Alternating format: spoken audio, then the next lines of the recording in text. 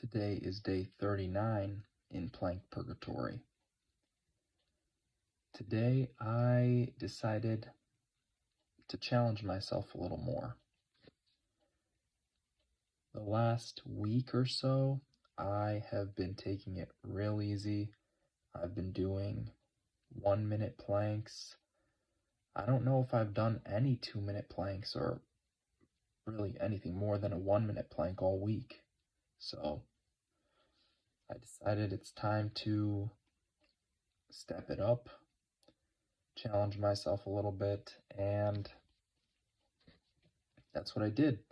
I bumped it up to 1.5 minute planks. So I believe I did 8 1.5 minute planks and 1 3-minute plank. And honestly, this wasn't even that bad. This wasn't even bad at all. The 1.5 minute planks were quite easy.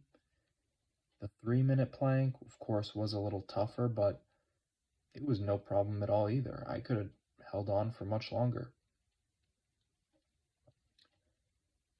One thing that has really opened my eyes is doing a plank to failure, which I believe I did on day 30. That's when I did a 7-minute 25-second plank, my longest one so far. And that's not the easiest thing ever. When I did it, however, or I should say right before I did it, I failed one plank at about 4 minutes or so, 4 minutes, 4 seconds, 4 minutes, 5 seconds, I failed the plank. And I took some time. I looked up the world record holder for the plank. 9 hours, 38 minutes, 48 seconds, Josef Šálek. This guy. I looked this guy up and checked out his form and tried to copy it. And that's how I got my 7-minute, 25-second plank. Since then, I've been thinking about this whole form thing even more. When I first started doing plank purgatory for the first 4 weeks, I slowly started thinking about what kind of effect form has on the plank. And for the most part, the only things I was thinking about were my knees and my hips. Don't drop your knees and don't drop your hips. Because naturally, if you drop your knees and your hips, you touch the ground, you're no longer planking. That's probably my reasoning for it. Something logical like that. Also, keep your hips a little lower. So I didn't really know how to phrase it then. I guess I would say keep your hips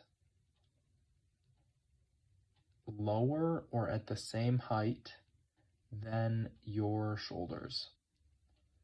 I was thinking that the optimal plank would be a wedge shape, something where your feet are the lowest part and, your knees are a little bit higher, your hips are a little higher, your shoulders are probably the highest point, and then there's kind of like a right angle which forms between your arms and the ground.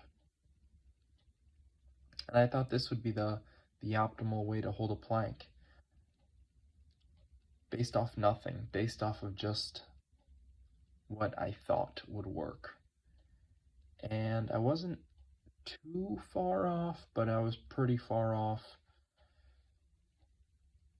You can only get so far doing that. You're gonna cause a lot of strain, specifically on your abs. Or maybe the lower back. I'm not really sure what it is yet. Either way, you're gonna strain at some point. You're gonna slouch, you're gonna slack, and you're gonna either quit or fall or give up or whatever, right? So I watched Josef Šálek, and he creates an arch with his body. There seems to be a point somewhere in between his hips and his shoulders that is the highest point on his body. It's not his hips, it's not his shoulders, it's actually his back. And his back stays arched, and his arms don't come down straight down, but he's actually pushing forward a bit, like he's kind of elbowing the floor. He's kind of digging forward with his elbows, with his arms. And the same is true with his feet. His feet are pushing back, they're pushing into the ground. And he's able to sustain this kind of arch position for, well, 9 hours, 38 minutes, and like 48 seconds, I believe. That's incredible. I'm still not over it. He can hold this position for that long, and a big part of it is actually the position. The actual form of the plank is extremely efficient. His form, not everybody's. In fact, if you look at most people plank, they're not very efficient with it. When you see Josef Šálek plank, he's like an arch, and he can just sit there or plank there all day, a full work day and some overtime. It's incredible, really. And so, since I saw that, I've been actively trying to kind of replicate that. Sometimes my hips are a bit too high, my butt is in the air more than I'd like it to be. Sometimes I still drop my hips a little bit, maybe let my knees bend, don't keep my legs straight. And sometimes I kind of get it. And I think today was one of those days, because sometimes I have trouble with the 1-minute planks. But today I did 1.5-minute planks and I had no trouble. And actually, I took less rest time in between these than I usually do in the 1-minute planks. I rested even less. Now, I also didn't do push-ups, so that is something to consider. At the same time, I still rested a lot less. And also, I did a 3-minute plank, and that was no problem either. The 3-minute plank was, of course, a bit tougher, but I could have stayed there another minute, another 2 minutes maybe. I could have stuck it out in that position.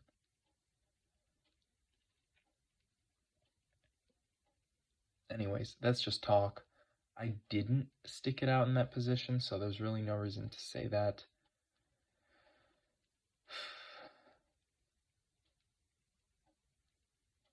Planking is not easy. Planking will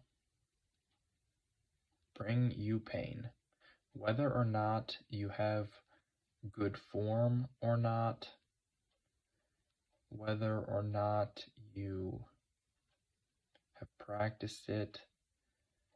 Planking will hurt.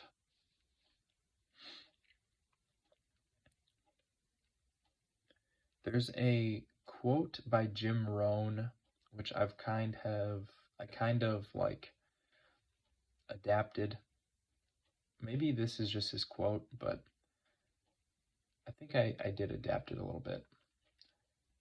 Things don't get easier, you just get better. And it's true. Nothing ever gets easier. It never gets easier to lift weights or perform a push-up or hold a plank or do squats or read a book. It never gets easier. You just get better at it. You get more experience. You learn.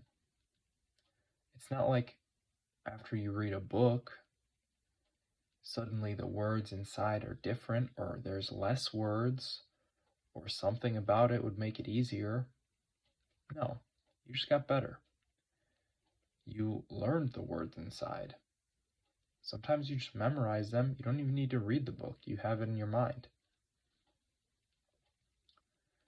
When you do a lot of push-ups, of course, you'd become more streamlined in performing push-ups.